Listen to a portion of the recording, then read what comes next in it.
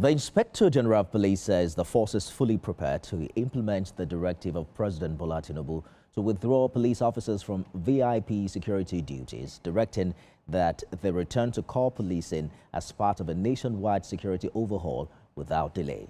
The directive was issued at a high-level security meeting at the presidential villa with service chiefs, the DSS Director General, and the Inspector General of Police in attendance. For years, thousands of officers have been tied down to VIP protection, leaving many rural communities exposed.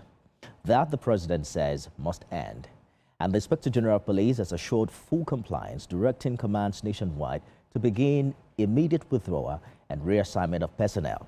Under the new policy, VIPs who still require escorts will now rely on Nigeria's security and civil defense corps operatives instead. The president has also approved the recruitment of 30,000 new police officers, with upgrading of training facilities already underway. The policemen providing VIP protection presently are to be withdrawn, and they are to complement the ongoing efforts against criminalities. This emergency meeting of the service chief with the Inspector General of Police with Mr. President is to review recent incidents of abduction of school children in Kebbi and in Niger, an attack on vulnerable communities.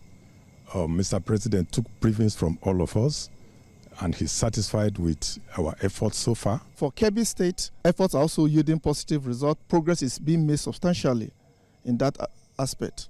And all security forces are still deployed there, cordon of the whole general area, whereby we expect that we'll have some also news from that general area. For more on these developments, I'm joined by global security analyst Femi Aratokun on the news at 7. Mr. Aratokun, it's not the first time that we're hearing efforts from government to have policemen redeployed from VIPs. How do you think it's different this time?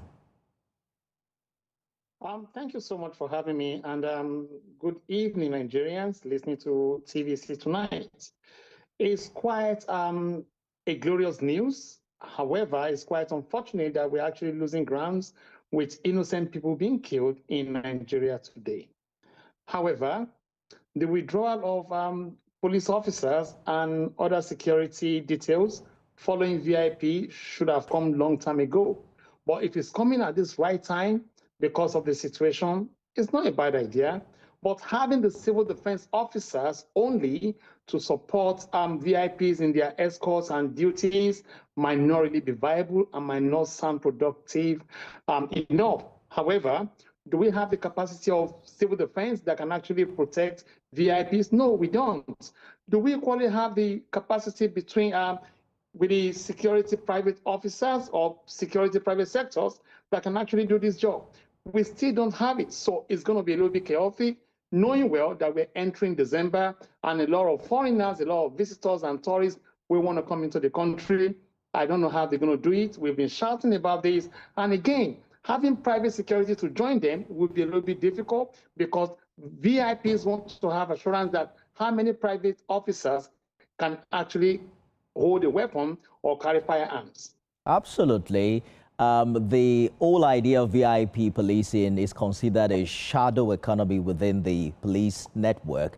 So we expect some fight back. Perhaps with time we'll be able to evaluate how many we're able to get from about 100,000 policemen who currently protect VIPs across the country. But how much solution do you see that profile for the current challenge that we're faced with across the country? Well, the challenge is far more than what you're actually thinking on ground, Mr. Nifemi, because we've spoken about this so many times, and the government seems not to be paying a lot of attention to it, especially within the Interior Ministry. This is one thing they ought to have looked into, and the NSA ought to have, put their foot on that. Let us have a lot of capacity in terms of, empowering a lot of our youth members to be part of the VIP protection team. But we're not having it, and we're going to have a very serious surge whereby it's going to be a little bit difficult for VIPs to walk around because everyone is in fear of what might likely happen. if they move around only without no security details at all. A lot of people are actually used to this kind of situation, but the capacity is what we don't have at the moment. And again, to let you know, it's going to be difficult. It's going to be far, far, far difficult. How many civil defense are we going to have? Are they going to leave their own duties just to follow VIPs? How many of our private security officers are close protection trained? It's another question we need to ask ourselves. It is not just about following people around, but knowing the technicality of what to look out for, what to do at every point in time is key at this moment, especially when the insecurity is on the rise. Well, we're hoping that we're going to see light at the end of the tunnel. Kayode Egbetokun, thank you so much for talking to us. Thank you for having me.